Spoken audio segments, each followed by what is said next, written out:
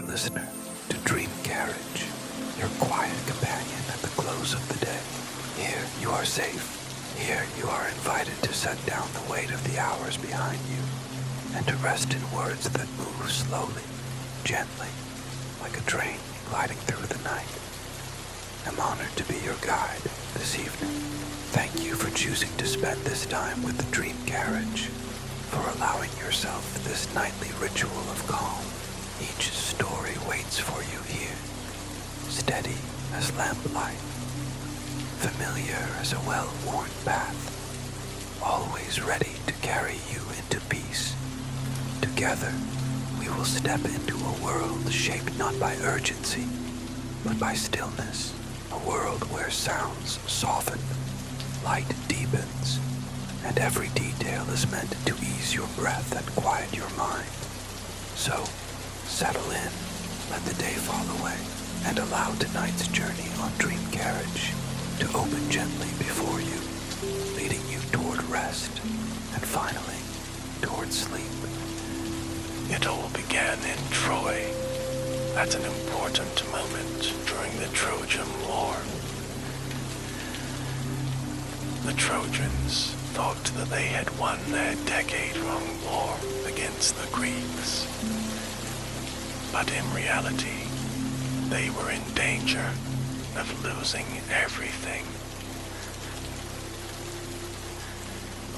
You may know the Trojan War as it was told in the Iliad and the Odyssey. All the kings and cities from Greece gathered to attack the powerful city of Troy on the other side of the Aegean Sea. But Troy was well protected behind its walls, and it was defended by heroes and even supported by some of the gods, like Poseidon, Neptune to the Romans, Aphrodite, also known as Venus, and Apollo. The Trojans resisted. It seemed the city would never fall, as the Greeks could not break its fortifications, and the attackers were losing patience. So, after 10 years of fruitless attacks on Troy, King Odysseus, or Ulysses, came up with a plan. The Greeks built a large wooden statue of a horse on wheels, and suddenly, overnight, they abandoned the beach under the city's walls. Or so it seemed. Only one man stayed on the beach, as the Greeks pretended to sail away. His mission was to convince the Trojans that the Greeks had abandoned the fight, which meant that the Trojans had won the war. He also wanted them to think that the horse was an offering to Neptune, who was the god of the seas and the god of horses. But this was obviously a trap. The wooden horse was hollow, and inside it was King Ulysses and a group of warriors, waiting for the Trojans to drag the horse behind their walls.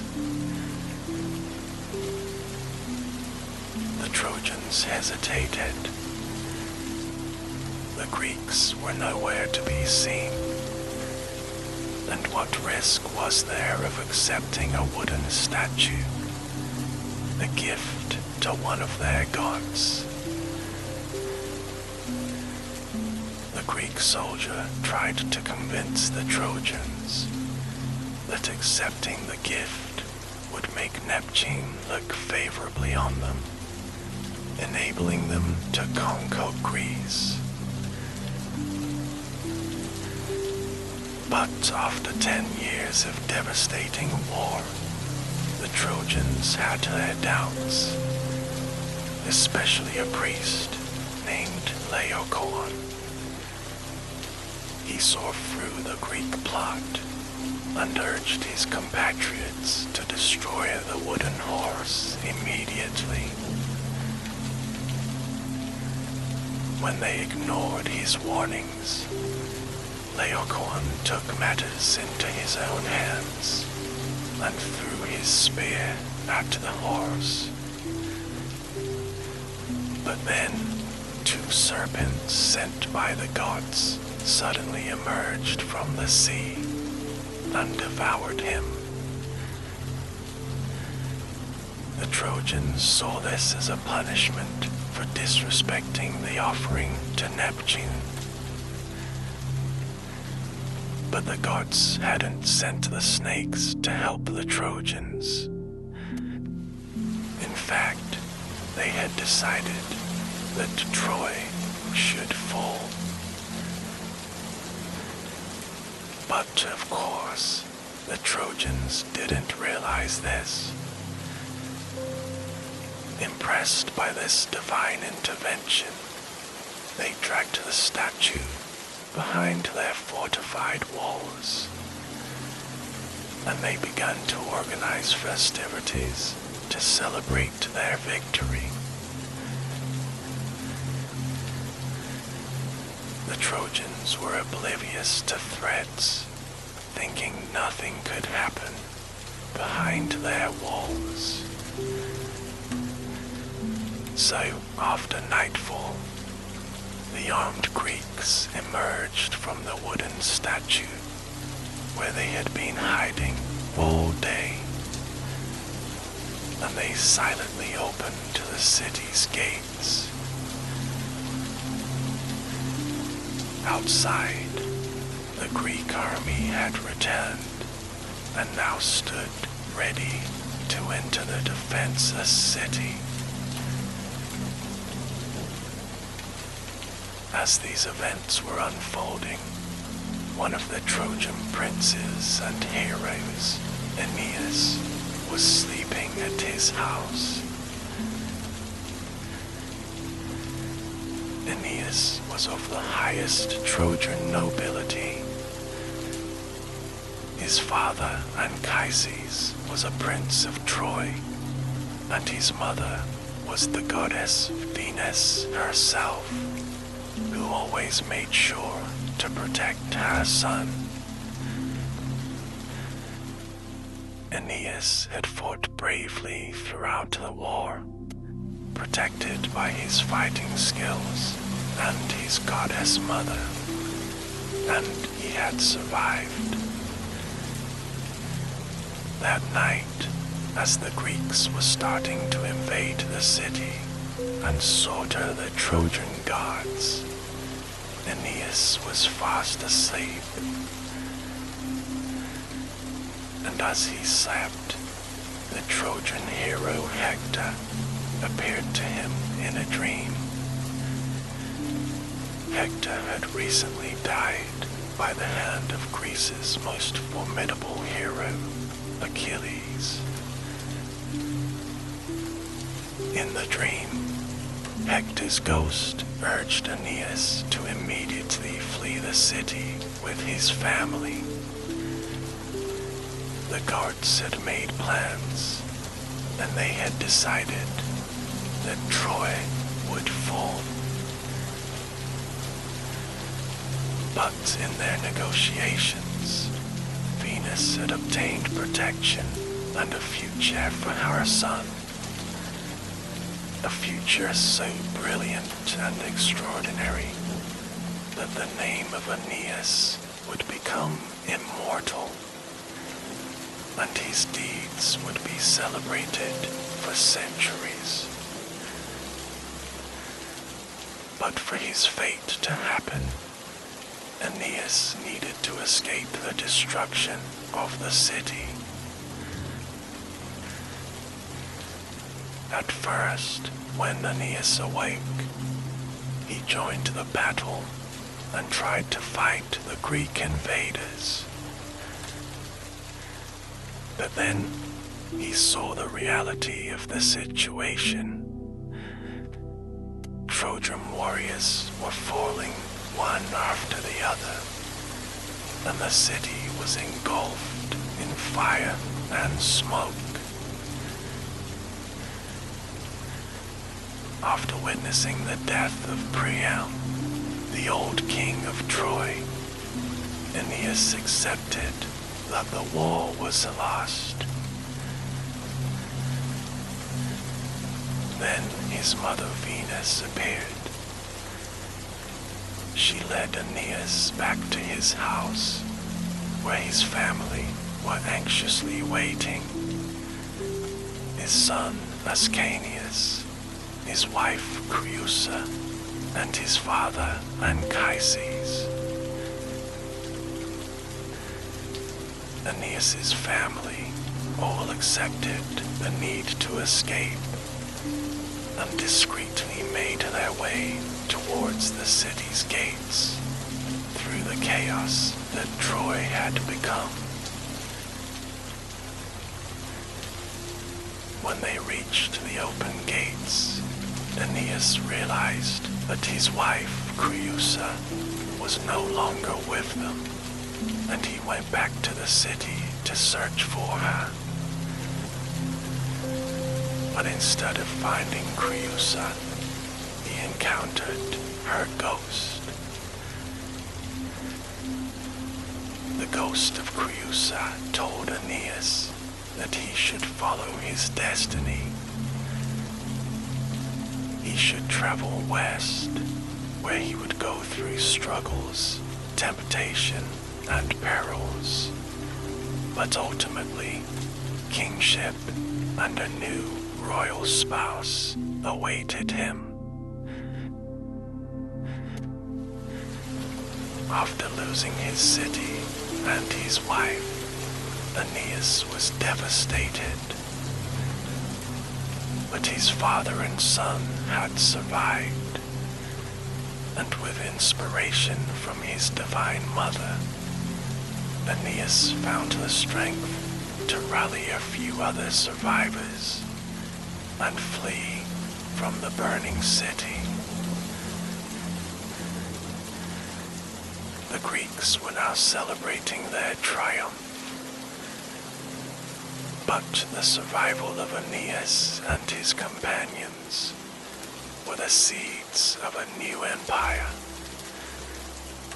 one that, by the will of the gods, would surpass anything the Trojans or even the Greeks could have ever imagined.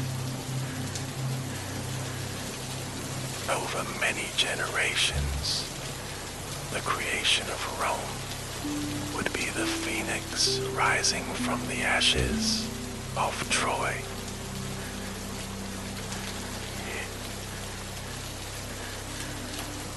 After their escape from Troy, the survivors prepared to set sail. They had built a fleet of ships and decided to accompany their new leader, Aeneas, on his travels west. This group of refugees was being closely watched by the gods. On their side were the protectors of Troy, like Neptune, Venus, and Apollo. Others were neutral or even hostile, like Juno or Hera to the Greeks. Juno was the queen of the gods and the wife of Jupiter.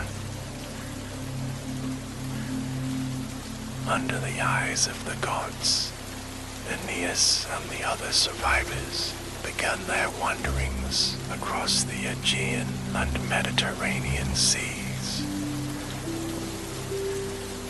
To begin with, they landed in Thrace near Troy, where they found the last remains of another Trojan warrior and hero, Polydorus. Then they arrived on the island of Delos, the holy sanctuary of Apollo. Delos was welcoming and peaceful. The group was tempted to stay there after the exhausting ordeal they had just gone through in Troy. But Apollo told them to leave, as this was not the place where the gods intended them to build their city. So Aeneas's group sailed to Crete, where they thought they had arrived at their destination. They started building a settlement, the future city. But as soon as they began to build, they were struck with disease.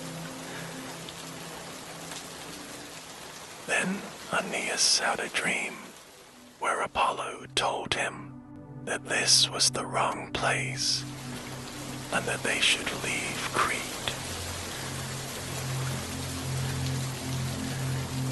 Left with no other choice, they abandoned the settlement and sailed west.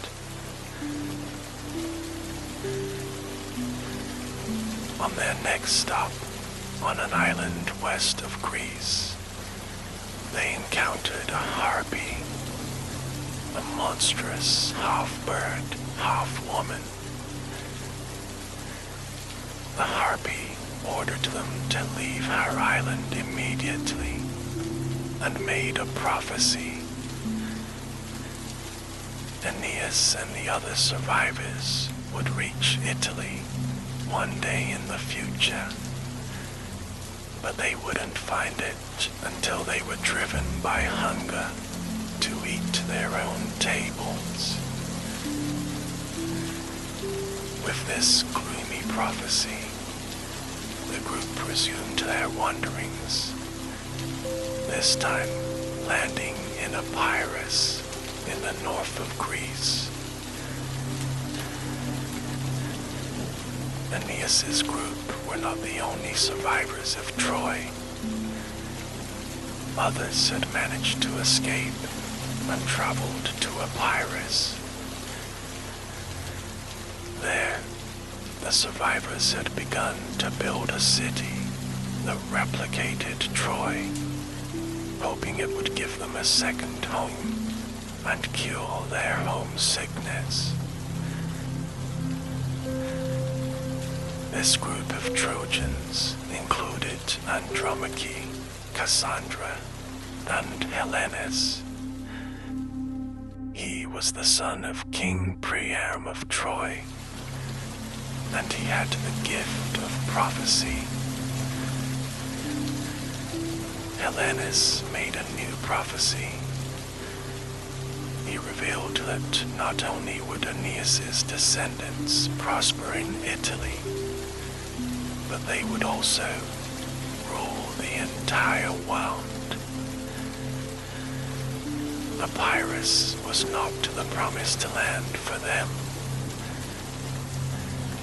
And so, the group set sail once again.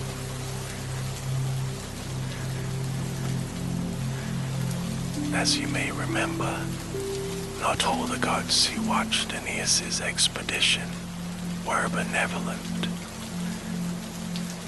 Among their enemies was Juno, the wife of Jupiter.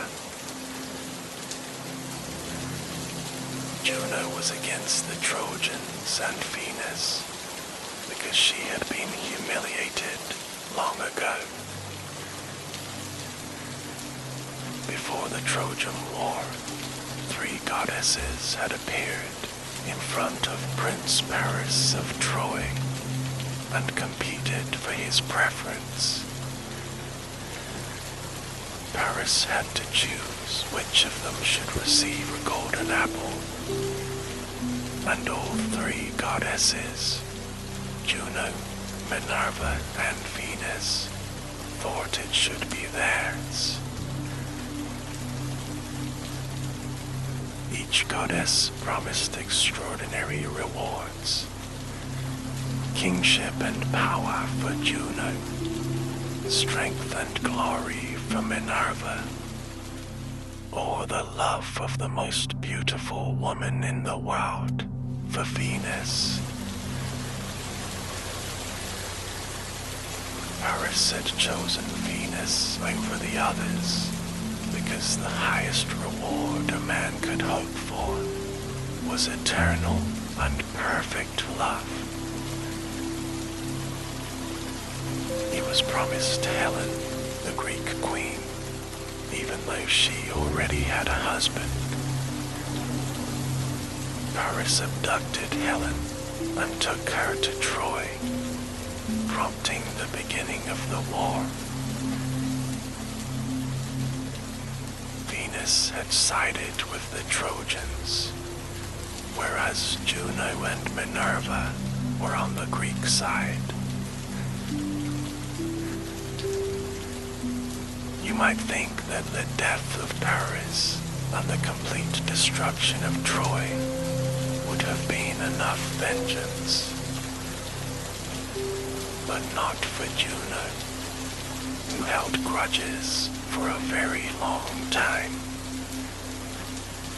She had never been one to forgive, whether it was the judgment of Paris or the infidelities of her husband.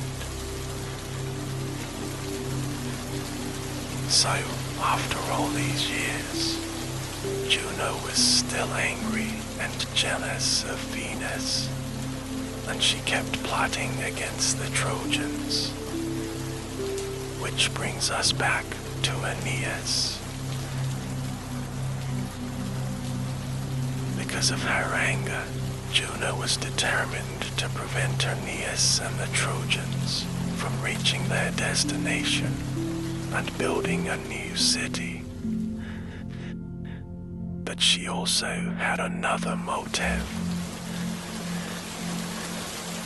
The other gods had accepted that Aeneas and his companions would travel westward and lay the foundations of Rome. And it was said that one day Rome would be the rival and destroyer of Carthage, Juno's favorite city. For that reason, Juno decided that Aeneas should never reach Italy and never found a new city. And she would get her revenge against Venus, the mother of Aeneas.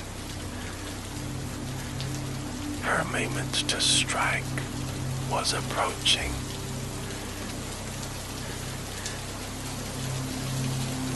By this point, Aeneas's expedition had come closer to Italy, but they weren't there yet.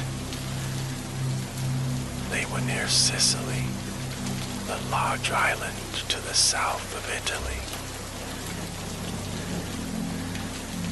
There, they went through other adventures, similar to Ulysses in the Odyssey. Near Sicily, their boat traveled through a narrow strait, which was a particularly dangerous place. They had to go between the immensely powerful whirlpool of Charybdis and the sea monster Scylla. As a result, they were driven out to sea and away from Italy, only to come ashore at the land of the Cyclops, the one-eyed giants. There, they narrowly escaped from Polyphemus, a Cyclops that Ulysses had tricked and fled from shortly before, on his own trip back to his kingdom.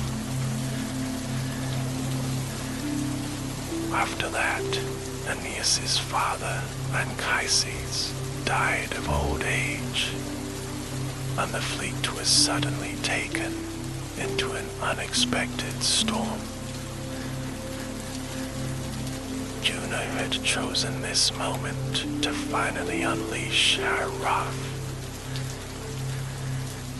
She had no power over the seas and the wind, and so she had approached Aeolus, the ruler of the winds, and asked him to stir up a storm. Aeolus had no reason to obey her and take sides between the gods, so she had to offer him a bribe. Juno reigned over several lovely sea nymphs and offered the loveliest of them as a wife to Aeolus. The ruler of the winds accepted the offer. Soon, Aeneas's fleet, which was trying to sail back towards Italy, faced trouble. Black clouds formed above their heads. Winds began to blow chaotically from every direction, and the storm devastated and scattered to the fleet. The Trojans were saved only by the intervention of Neptune, the god of the seas, who'd been infuriated by Juno's intrusion into his domain. He calmed the waters to save the desperate fleet. The ships regrouped and took shelter on the coast of Africa, near a recently founded city where a powerful queen reigned. The city was Carthage, and its queen was Dido. Remember the prophecy? Carthage would later become a great imperial rival and enemy to Rome. But who could have believed that when Carthage had just been founded by a group of Phoenicians far from their homeland in the east of the Mediterranean, and Rome did not even exist yet? After a while, as the crews were repairing the ships and looking for food, Aeneas decided to venture into the city of Carthage. He knew that Juno was the patroness of Carthage, with a temple here. He hoped he could appease her by showing his devotion. In the temple of Juno, he met the queen of Carthage, the lovely Dido. Of course, Aeneas was still mourning the loss of his wife, but after seeing Dido's beauty and grace, a flame awakened in him, which he thought had disappeared forever. The queen was also widowed, and she was impressed by the looks and bravery of the Trojan warrior. Venus knew that the Trojans needed respite before continuing the journey, and Carthage was the perfect place. But Venus needed some help. She called her son Cupid, the god who could make humans fall in love. Cupid disguised himself and acted as Aeneas's guide. He went to Dido with gifts, and she responded with a banquet in honor of her Trojan visitors. During the banquet, Cupid sparked love for Aeneas in the heart of Dido. The threads of a tragedy were coming together. The two were attracted to each other, but separated by prophecies that pitted young Carthage against future Rome. How would the other gods react to this doomed love? Well, we will soon see how events unfolded.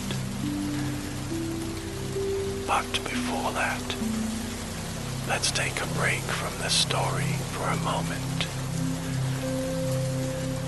To fully understand the Aeneid, we need to look at it in context and learn about its author, Virgil. The Aeneid was written over a period of 10 years, about 2,000 years ago, between 29 and 19 BCE.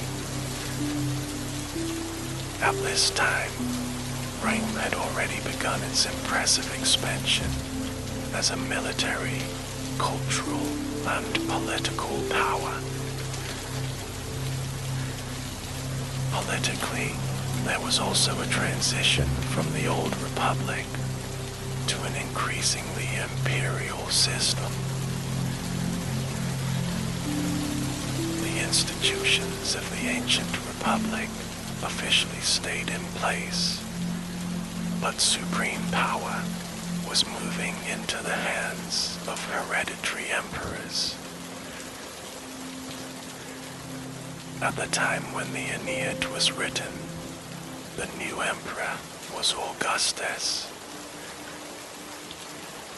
He was the successor of Julius Caesar, who had defeated Mark Antony and Cleopatra and all his other rivals to concentrate his power.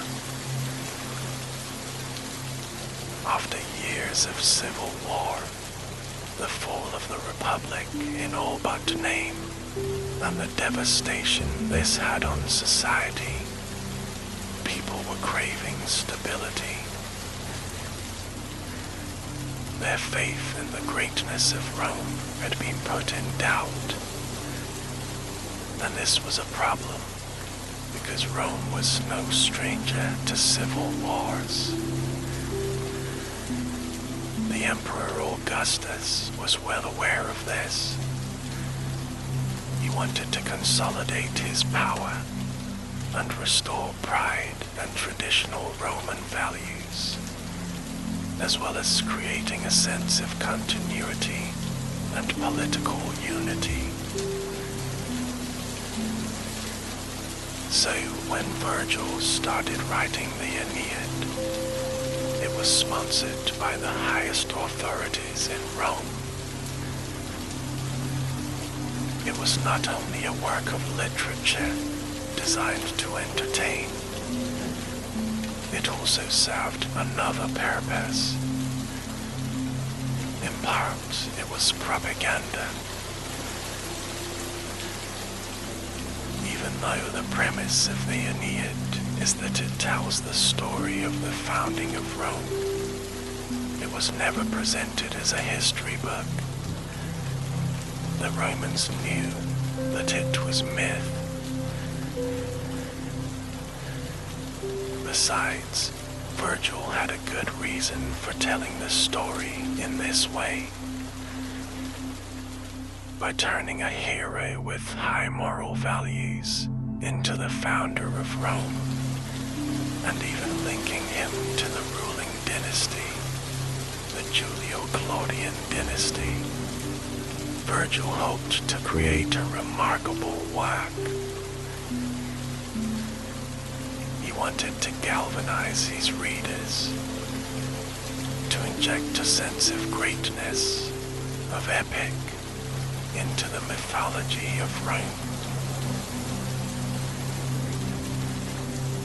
A well-known, even older story about the founding of Rome is the tale of Romulus and Remus, and Virgil includes this in the Aeneid. He integrates the story into the epic, together with numerous pre-existing characters and tales from the Greek and Roman traditions. Of course, Greek culture was very important to the Romans. First, there was the literature, works like the Iliad and the Odyssey, which the Romans knew very well. Then there was the Greek religion, architecture, language, logic, philosophy, the way of looking at the world. All of this was part of the cultural knowledge of educated Roman citizens. However, they had ambivalent feelings towards Greece. There was a great deal of admiration and acceptance of this cultural heritage, but also a sense of being different and somewhat more successful as a civilization. It was Rome, not Greece, that had conquered the entire Mediterranean world. And at the end of the 1st century BCE, most of the ancient Greek world and a large part of the empire of Alexander the Great was already under Roman administration. The Aeneid reflects all of this.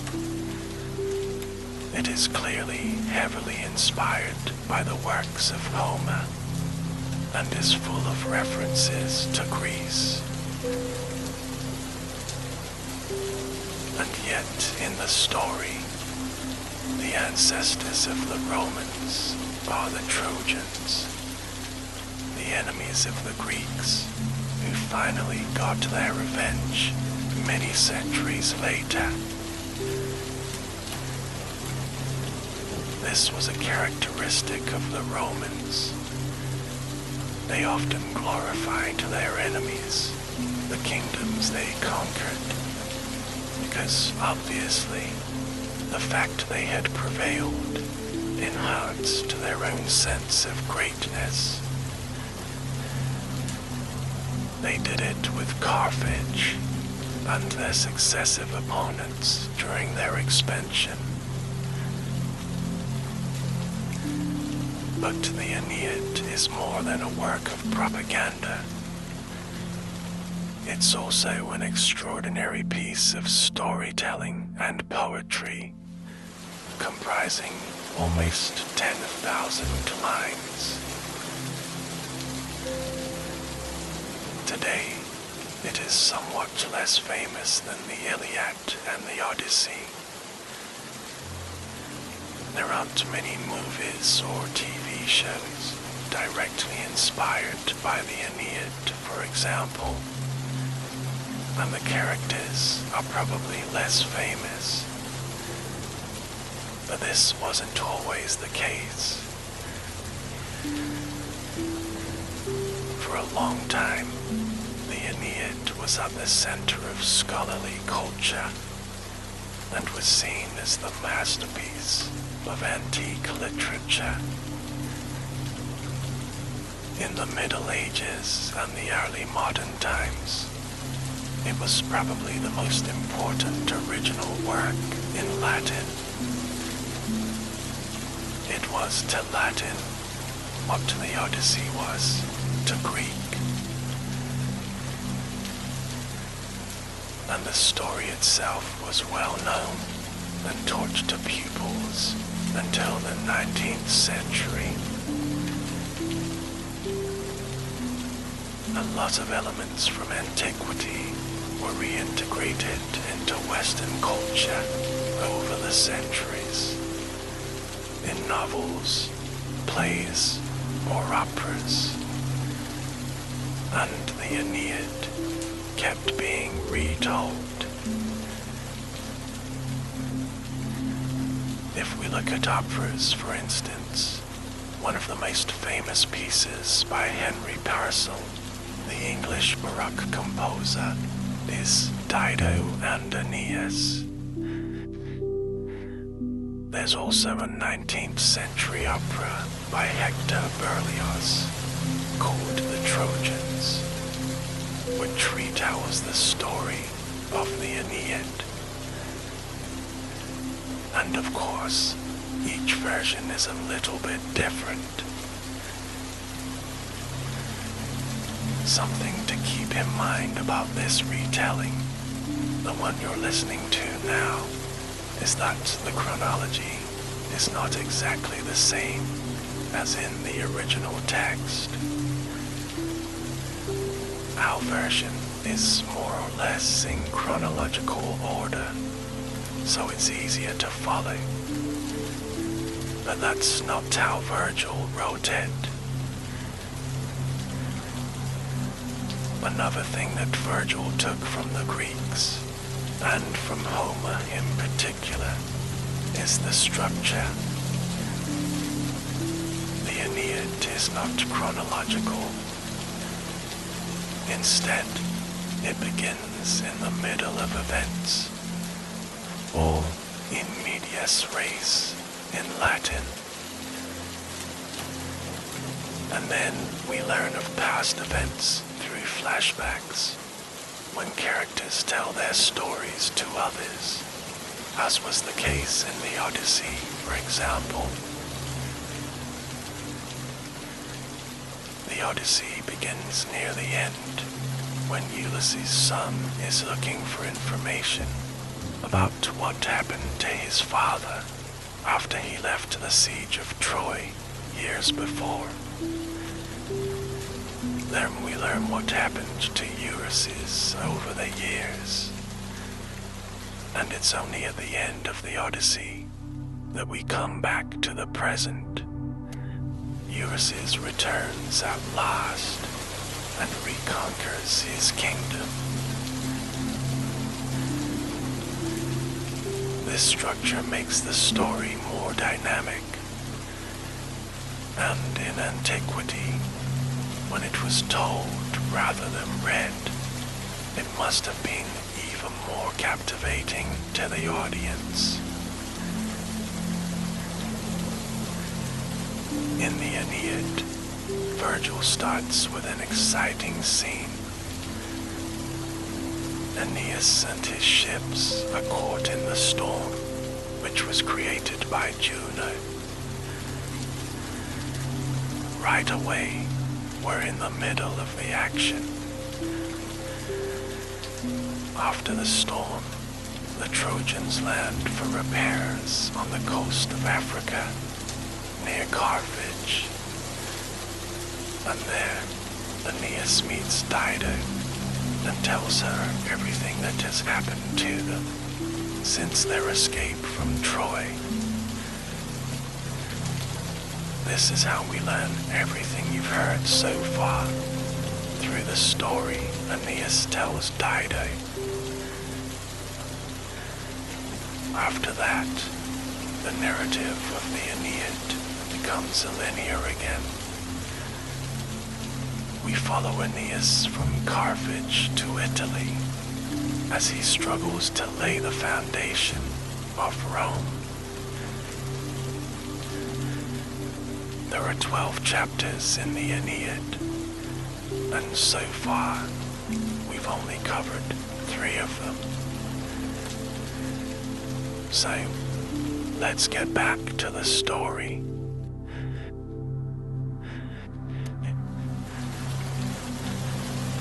In Carthage, Aeneas and Dido fell in love, and Juno saw an opportunity to strike a deal with Venus. She would leave Aeneas alone if he could stay with Dido. This way, he would be distracted from his destiny, founding a city in Italy. Rain would never exist, so Juno's beloved city, Carthage, would not be destroyed. Venus was inclined to accept the deal because she cared about the happiness of her son. He had already suffered so much since the fall of Troy, and she was willing to give him some respite at least. The Trojans enjoyed their stay in Carthage and Dido's hospitality, and their leader was in no hurry to leave.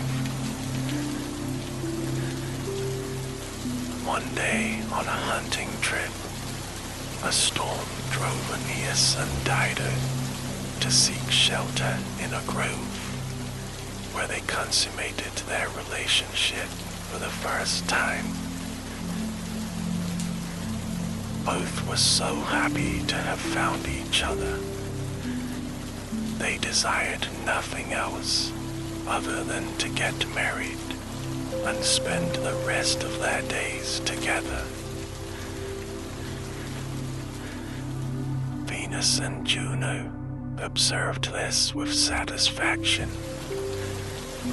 but the other gods were displeased to see Aeneas forgot the destiny they had decided for him.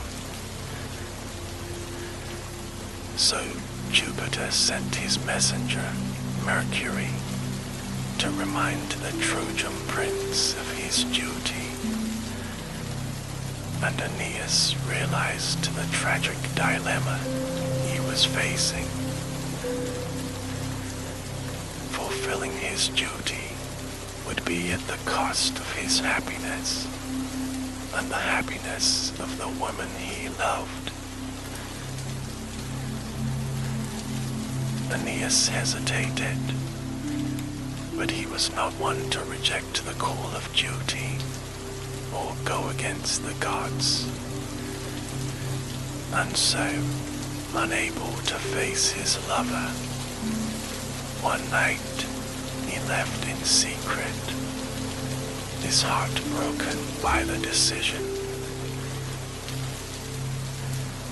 Dido's heart was equally broken when she discovered that Aeneas had gone, and life lost all appeal. Dido ended her life. She used her last words to predict the eternal strife between Aeneas's people and hers. This was the start of another prophecy being fulfilled. Rome and Carthage would forever be arch enemies, and only the destruction of Carthage would end this rivalry. Once again, men would be toys in the hands of the gods. But Aeneas had chosen duty over personal interest and proven himself worthy of his destiny. So the journey resumed. Aeneas's expedition sailed north and returned to Sicily, not far from where their fleet had been scattered by the storm months earlier. During this time, they commemorated Aeneas's father, and funeral games were organized for the anniversary of his death. As the men were busy with sport competitions, Juno was still plotting. Her agreement with Venus had ended when Aeneas left Carthage and Dido. Now she would do anything she could to stop Aeneas from reaching Italy and founding Rome. Juno sent her messenger, disguised as an old woman, to convince the Trojan women to burn the fleet. This would prevent the Trojans from ever reaching Italy. But seeing that his ships were burning, Aeneas fell on his knees and prayed to Jupiter to extinguish the fires. And the king of gods sent a rainstorm to save the fleet from destruction. But the gods don't do anything for free. Jupiter then demanded the sacrifice of one of Aeneas's men in exchange for safe passage to Italy. Shortly after, the helmsman of Aeneas's ship was put to sleep by the god Somnus and fell overboard. Jupiter had claimed his life. Before this, Aeneas had had a vision of his father, who instructed him to go to the underworld. There, Aeneas would have a vision of the future. Protected by Jupiter, the fleet finally landed in southern Italy, near Cumae. The city was close to Naples, which did not exist yet. In the small city of Cumae lived a powerful prophetess, the Sibyl, who presided over the oracle of Apollo. She could see glimpses of the future, knew the ways of the gods, and could travel to the underworld. Aeneas asked for guidance in his journey to the underworld, and together they descended to the land of the dead. First, they passed by crowds of the dead on the banks of the river Acheron. To continue their journey, the dead had to pay Charon, the ferryman, to access the other side. The ones who couldn't pay had to wait for thousands of years of loneliness and boredom before he would let them cross. But the Sibyl knew these lands and paid Charon, so they could swiftly cross and pass Cerberus, the giant three-headed hound that guarded the underworld. Very few living people ever visited the underworld, and even fewer returned. But Aeneas had this privilege. First, he saw Tartarus, where the wicked suffer for eternity. The Sibyl warned Aeneas to always obey the gods if he didn't want to end up there. Aeneas was glad he abandoned Carthage and followed the gods' orders. Then he was was brought to the green fields of Elysium, where those who are worthy spend eternity in joy and peace. Aeneas was happy to find the spirit of his father, Anchises, in Elysium. And there, he was offered a prophetic vision of the destiny of Rome. Not just a city, not a kingdom, but an empire destined to cover the entire world. After this, Aeneas and the Sibyl returned to the world of the living. Aeneas had found inspiration in the underworld, now that his expedition had reached Italy.